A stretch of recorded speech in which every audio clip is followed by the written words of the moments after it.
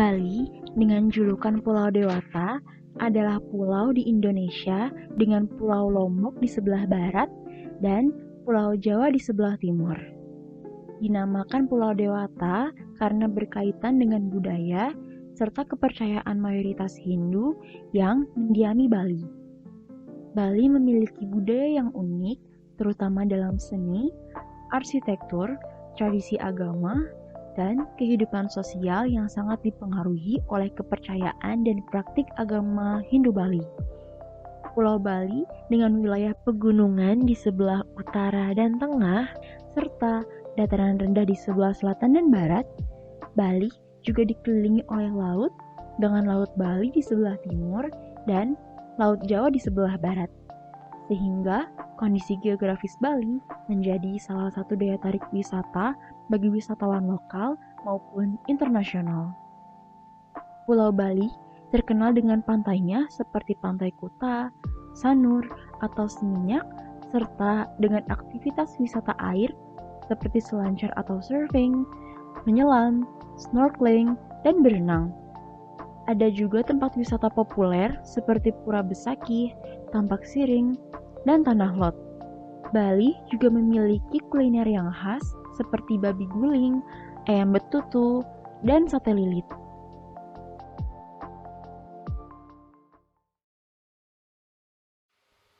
Pluralisme merupakan sebuah paham yang terdiri atas berbagai suku, agama, asal, dan latar belakang budaya yang saling menghormati adanya perbedaan tanpa mengubah keunikan budaya masing-masing. Berdasarkan rekaman arkeologi yang ada, masyarakat Bali telah menunjukkan pluralisme sejak abad 9. Pluralisme ini diawali dengan masuknya agama Hindu pada sekitar abad ke-7 dan agama Buddha pada abad ke-9. Agama Islam kemudian mulai diajarkan di Bali pada abad ke-14 selama masa Kerajaan Klungkung, kerajaan terbesar di Bali saat itu. Sementara masuknya agama Kristen di Bali tidak terlepas dari usaha para misionaris dan misi Zending pada masa-masa pra-kemerdekaan. Adapun agama Katolik masuk ke Bali dimulai ketika misionaris Katolik pertama dikirim ke Bali pada tahun 1935. Setelah itu, agama Konghucu dan kepercayaan masuk ke Bali setelahnya. Dari masa Bali kuno hingga sekarang, telah hidup harmonis berdampingan berbagai agama yang masuk ke Bali walaupun terdapat banyak perbedaan. Hal ini disebabkan antara penganut agama memiliki konsep yang sama, yaitu Bhinneka Tunggal Ika yang kemudian menjadi dasar Negara Kesatuan Republik Indonesia.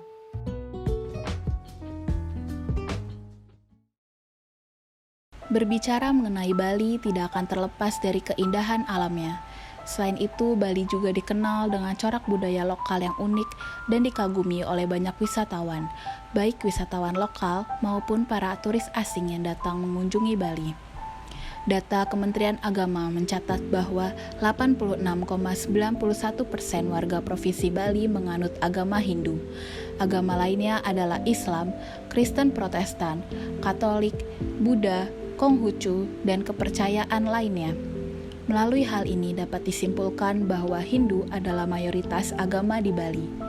Bali yang merupakan salah satu tujuan utama pariwisata di Indonesia tidak hanya terkenal karena pantai-pantainya, pemandangan alam, dan hamparan sawah padi yang indah, namun juga karena tradisi kebudayaan yang unik.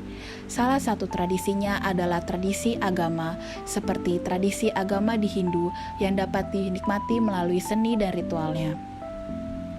Sebuah kepercayaan penting dari Hindu Bali adalah bahwa peristiwa-peristiwa alam dipengaruhi oleh para roh.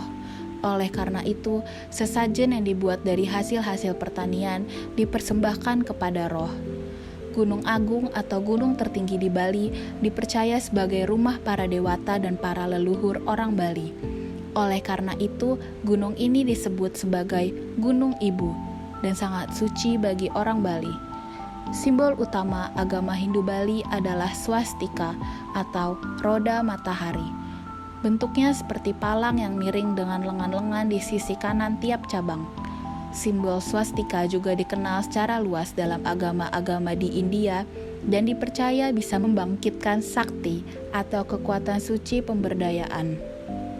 Bali menjadi lebih istimewa dengan pelestarian budaya yang sangat terasa pada sendi kehidupan masyarakatnya. Berkunjung ke Bali terasa lebih spesial jika kita berhasil mendapatkan momen seru dengan menyaksikan upacara adat yang ada di Bali. Salah satunya adalah upacara keagamaan seperti ngaben.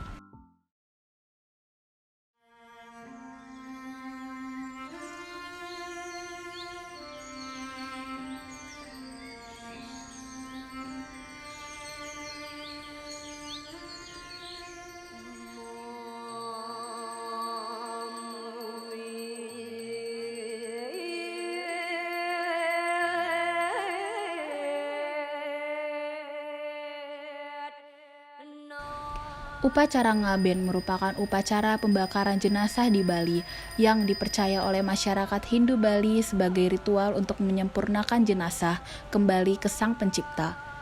Upacara ngaben terbagi menjadi 3 jenis, yaitu ngaben sawa wedana, ngaben asti wedana, dan swasta. Mengingat banyaknya biaya yang akan dikeluarkan untuk upacara ngaben, maka tidak semua penduduk Bali bisa melaksanakan upacara ini untuk keluarga yang meninggal dunia. Namun, pemerintah baik desa adat maupun pemerintah provinsi mengadakan upacara ngaben massal yang diperuntukkan bagi keluarga yang kurang mampu agar jasad para leluhurnya dapat disucikan atau dibersihkan sesuai dengan ajaran agama Hindu.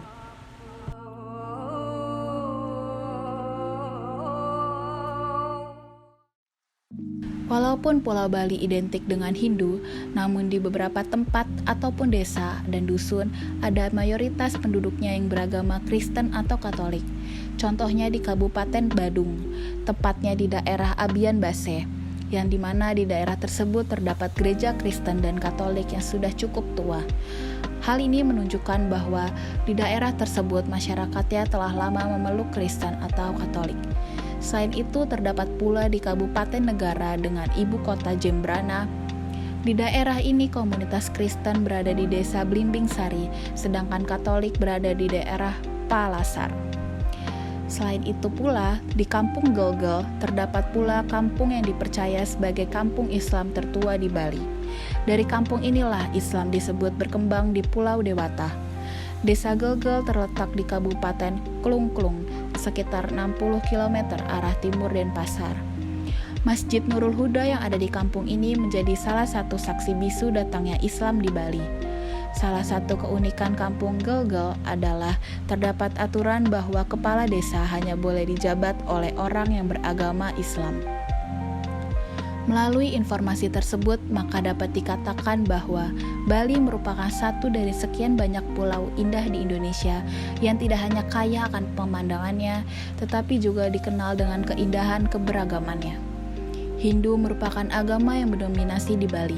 Akan tetapi, terdapat pula beberapa agama yang menempati Bali seperti Kristen, Katolik, ataupun Islam.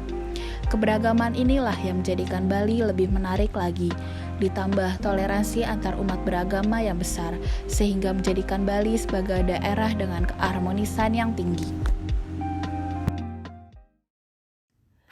Nyepi merupakan hari suci umat Hindu yang terjadi sesuai hitungan tilem kesanga, yaitu hari penyucian dewa-dewa yang berada di pusat samudra dan membawa intisari amerta air hidup. Untuk itu, pada hari Nyepi, umat Hindu melakukan pemujaan suci terhadap mereka. Hari Raya Nyepi yang dilakukan oleh masyarakat Hindu merupakan kegiatan dalam rangka memenuhi kebutuhan, baik kebutuhan spiritual, rohani, dan jasmani. Pelaksanaan Hari Raya Nyepi yang dilakukan melalui tatanan atau rangkaian upacara Nyepi diakui sebagai bentuk pengakuan adanya kekuatan di luar kemampuan dirinya, yang disebut dengan kekuatan supranatural. Keyakinan ini menunjukkan bahwa pada diri seseorang tidak dapat dipisahkan dengan makrokosmos atau alam semesta atau yang disebut dengan jagat gede yang melingkupi kehidupannya. Makna dari perayaan Hari Nyepi bagi umat Hindu ialah meninggalkan aktivitas duniawi dalam keheningan dengan cara seluruh umat Hindu melakukan meditasi untuk mencari keharmonisan dan kedamaian dalam setiap manusia. Pada hari raya Nyepi, umat Hindu akan berdiam diri di rumah tanpa cahaya dan suara, sehingga menimbulkan ketenangan yang luar biasa. Namun, kadangkala masih terdapat sikap intoleransi dari turis asing yang melakukan keributan sehingga mengganggu kekhidmatan dari hari Nyepi. Melukat merupakan salah satu tradisi masyarakat Hindu yang ada di Bali. Melukat adalah sebuah ritual pembersihan diri secara spiritual yang dilakukan sebagai upaya untuk membersihkan diri dari segala macam dosa dan kesalahan yang dianggap dapat mengaruhi keseimbangan dan harmoni dalam hidup seseorang. Budaya melukat melibatkan mandi atau menceburkan diri ke dalam sumber air suci seperti sungai atau mata air yang dianggap memiliki kekuatan spiritual untuk membersihkan jiwa dan raga dari segala macam dosa dan kesalahan. Proses melukat dimulai dengan membawa sesajen dan mengekspresikan niat untuk membersihkan diri. Kemudian, pelaku melukat akan memasuki sumber air yang telah ditentukan dengan cara merendam diri selama beberapa waktu sambil bermeditasi dan berdoa. Setelah selesai, pelaku akan mengenakan pakaian baru sebagai simbol kesucian dan kembali ke rumah dengan perasaan yang lebih tenang dan damai. Sejak tahun 1980-an, melukat menjadi salah satu tradisi yang dijadikan wisata lintas agama di Bali. Ritual ini diwariskan secara turun-temurun dari generasi ke generasi dan masih terus dijalankan hingga saat ini sebagai bagian dari warisan budaya Bali yang kaya dan beragam. Ogoh-ogoh merupakan salah satu tradisi khas Bali yang termasuk dalam rangkaian untuk menyambut ibadah Nyepi. Ogoh-ogoh atau ogah-ogah dalam bahasa Bali artinya sesuatu yang digoyangkan. Jadi, ogoh-ogoh ini merupakan boneka raksasa yang bergoyang karena diarak berkeliling desa. Boneka ini menggambarkan sosok buta kala, yakni analogi kekuatan atau bu alam semesta dan waktu atau kala yang tidak terukur. Ogoh-ogoh sendiri bagi masyarakat Bali dimaknai sebagai cerminan sifat negatif manusia atau adharma syarupa. Sifat negatif ini dalam bentuk ogoh-ogoh kemudian dibawa berkeliling untuk memberi pesan bahwa sifat negatif bukan untuk ditakuti, melainkan diamati agar manusia bisa saling memahami. Selain itu, pengarakan ogoh-ogoh bermaksud untuk membawa serta setan yang ada di sekitar desa tersebut karena masyarakat percaya setan menganggap ogoh-ogoh sebagai rumahnya. Setelah diarak, ogoh-ogoh kemudian dibakar untuk simbolisasi penghilangan setan serta sifat negatif manusia.